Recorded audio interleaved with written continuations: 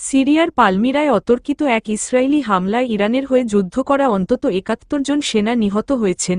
নিহতদের মধ্যে ১/৩ বেশি সদস্য প্রতিবেশী ইরাক এবং লেবাননের নাগরিক হিসেবে পরিচয় নিশ্চিত করেছে একটি পর্যবেক্ষক গোষ্ঠী।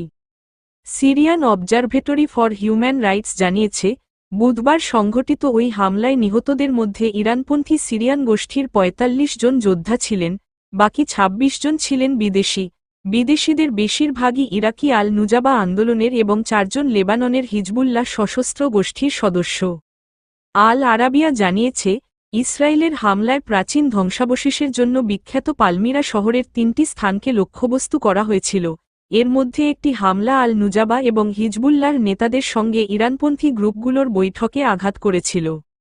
এর আগে এক বিবৃতিতে সিরিয়ার প্রতিরক্ষা মন্ত্রণালয় জানিয়েছিল, গুরুত্বপূর্ণ ওই শহরটিতে ইসরায়েলি হামলায় ৩৬ জন নিহত হয়েছেন এবং আহত হয়েছেন ৫০ জনের বেশি মানুষ। বিবৃতিতে বলা হয়, শত্রু ইসরায়েল আল তানফ এলাকার দিক থেকে পালমিরা শহরের বেশ কয়েকটি ভবন লক্ষ্য করে একটি বিমান হামলা পরিচালনা করেছে। পৃথক আরেকটি বিবৃতিতে সিরিয়ার পররাষ্ট্র মন্ত্রণালয়ের পক্ষ থেকে বলা হয়, পালমিরা শহরের বিরুদ্ধে নৃশংস ইসরায়েলি আগ্রাসনের বিরুদ্ধে কঠোর ভাষায় নিন্দা জানাই। এই হামলা এই অঞ্চলের দেশসমূহ এবং তাদের জনগণের বিরুদ্ধে ইহুদিবাদের ক্রমাগত অপরাধকে দৃশ্যমান করেছে।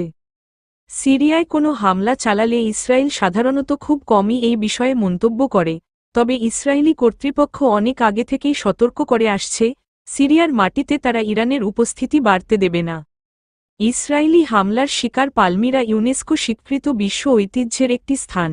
সিরিয়ার গৃহযুদ্ধের সময় এই শহরটি দখল এবং লুট করেছিল ইসলামিক স্টেট (আইএস) যোদ্ধারা।